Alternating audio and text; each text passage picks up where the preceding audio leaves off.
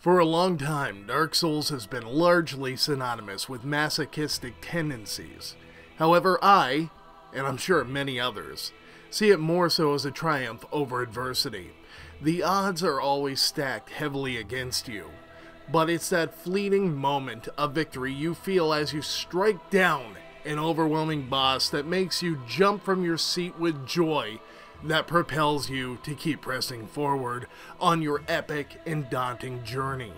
You'll be killed countless times, but making the choice to pick yourself up and exact ruthless vengeance is the main draw for any Dark Souls game, and this one is no exception.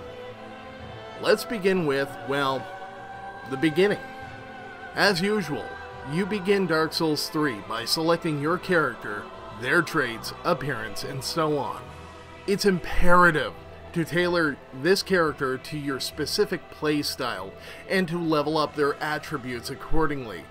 As a matter of fact, this review was delayed simply due to this reason, since I thought I would build a fast-striking character who could dance around opponents, but quickly realized that I wasn't playing to my strength, which is, well, strength.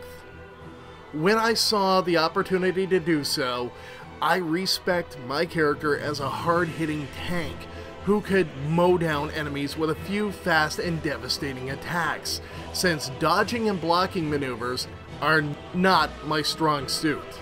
Unlike past Dark Souls entries, it has become more important than ever to utilize your core playstyle with whatever you feel most comfortable with, until you get a very good grasp of the gameplay battle mechanics and feel confident enough to branch out and experiment with different character builds. The first playthrough is where this is most crucial, since it's essentially the hardest playthrough, being that your stats are relatively low.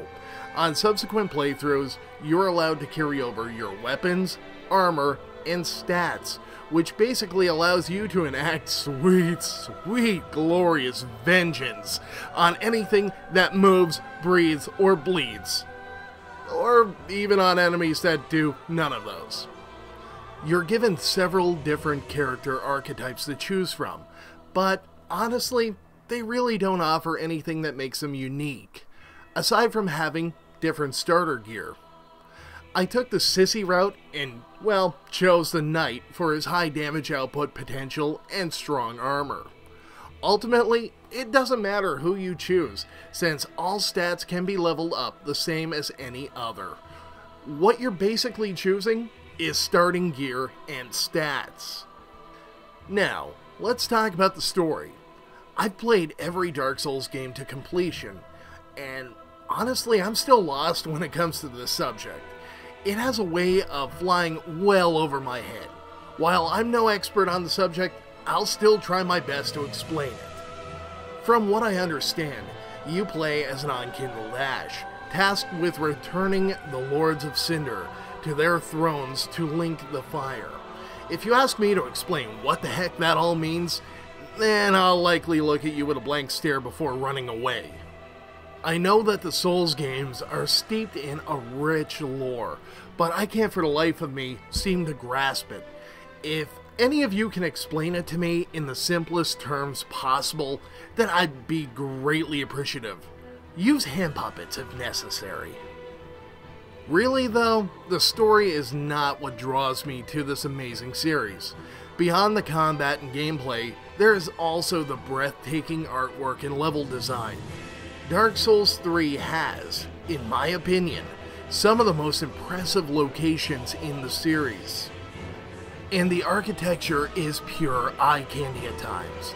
The level design and layouts are well thought out, with great pacing between bonfires, since you always seem to happen upon one of them just as you're in dire need of a rest and to replenish your supplies.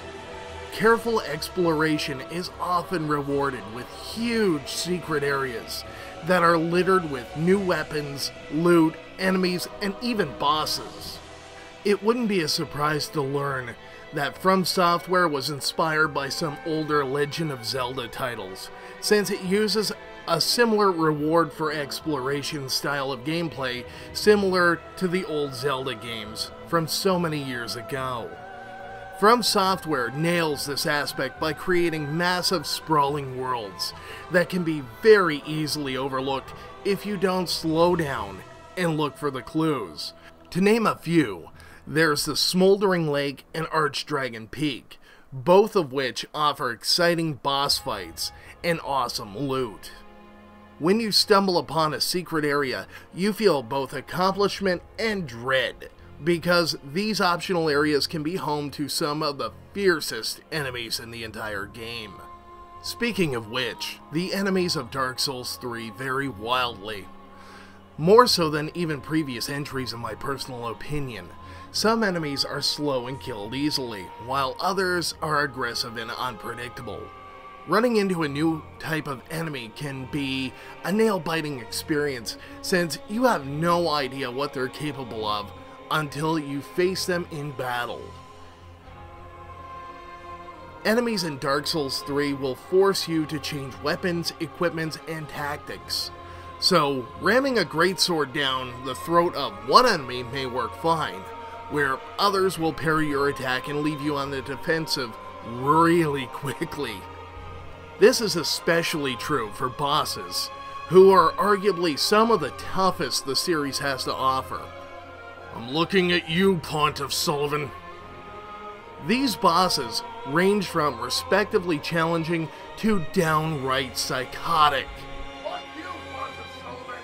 In essentially all boss fights throughout Dark Souls 3, you'll find yourself quickly changing up tactics mid-fight, since each boss becomes far more difficult and unpredictable once you've chipped their health away to approximately 50%.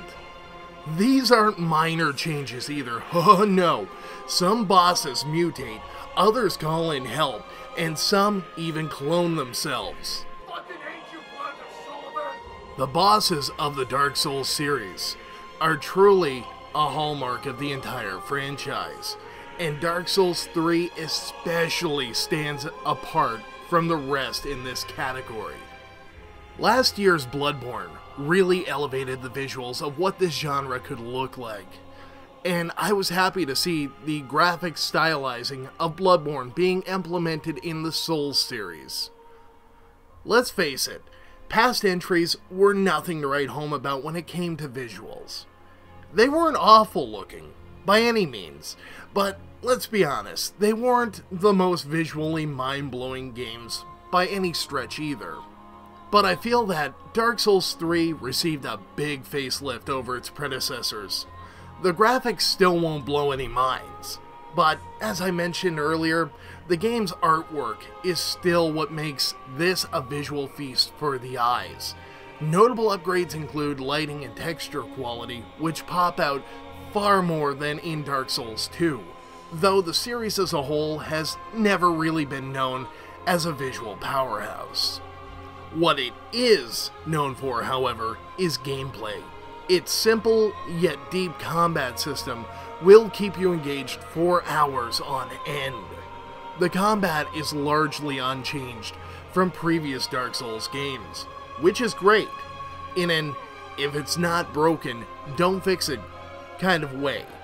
Still, From Software found a way to make combat even better, with some weapons having unique attacks and attributes, which turn a regular battle into a spectacle and open up far more opportunities and methods of dispatching your enemies. Playing to your strengths makes a big difference during combat. If you have the rhythm to dodge incoming attacks, you'll be right at home spilling your points into dexterity and carrying a medium-sized sword into battle. The attribute bonus you get from using the right weapon with the appropriate stat can make or break you, as these bonuses make a world of difference. For example, I play as a tank build. I wield a heavy greatsword and spill my points into strength and vitality to complement my weapon and playstyle choices. And, like always, Dark Souls 3 does very little to hold your hand. It tells you almost nothing beyond the bare minimum basics. I'd strongly advise looking into advanced techniques and a comprehensive stat guide to get you started down the long and treacherous journey ahead. In the end, Dark Souls 3 is still very much reliant on skill, and newcomers to the series can become quickly overwhelmed by its steep learning curve. But if you stick with it and see it through, I can guarantee that you will feel a great deal of self-satisfaction by the game's end. Now that I've gushed about everything that makes Dark Souls 3 great, it's time to discuss the bad. Since, well, nothing is perfect, right? I encountered a few annoying bugs during my playthrough. Firstly, if your monitor refresh rate is anything but 60 Hz, it may cause the game to feel awkward, and you may notice some serious screen flickering. With Windows 8 and 10, it usually caps at 1080p with a refresh rate of 59 Hz, for whatever godforsaken reason. So I had to create a custom resolution in Catalyst Control Center to mitigate this issue. I also experienced a bug where my character would move on his own when using keyboard and mouse, and then I would have to mash my movement keys to make it stop. This happened at some pretty important times, like during a boss battle, and trust me when I say it got me killed more than once.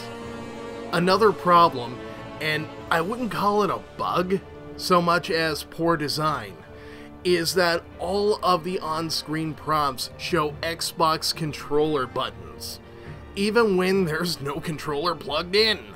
The game will tell me to push the A button to interact with something when it's actually the E key on my keyboard. This is simply a minor nitpick and nothing serious, but it can just be a little bit annoying at times. Now, let's talk about the performance of Dark Souls 3 on PC.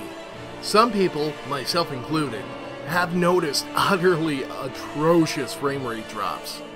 I found a way to actually remedy these. Simply go into your driver settings, whether it be Catalyst Control Center, AMD Crimson, or the NVIDIA control panel, and you need to limit the tessellation of Dark Souls 3 to either 4 times or 8 times for a massive performance increase. I'm now able to achieve a smooth 60 frames per second in any setting with tessellation lowered. One drawback of doing this is that it will cause some textures to look a bit blurry and muddy close up, but at a distance, you're not going to notice any difference really at all. Just like its past entries, Dark Souls 3 won't exactly win any awards for game optimization, since I actually hear that the frame rate drops are also prevalent on consoles as well. In some cases, it can spell the difference between life and death, since violent frame rate drops can cause serious stutter issues. Something you won't want to deal with when a big fiery demon is trying to kebab you through the ass with a 6-foot mace. Is its performance terrible? Nah, not at all, but could it have been done better? Sure. Still, it's neither great nor awful. As I mentioned at the beginning, you will die. A lot. But if you're patient, you will overcome those odds stacked against you. In time, you'll have a chance to explore an amazing world, find awesome secrets, and fight all manner of mythical creatures, which culminates into a unique experience. I'm currently on my 3rd playthrough, and still far from bored. I can't recommend Dark Souls 3 highly enough, as it's an experience that cannot be enjoyed anywhere else, and in my opinion, stands out as the highlight of the entire series.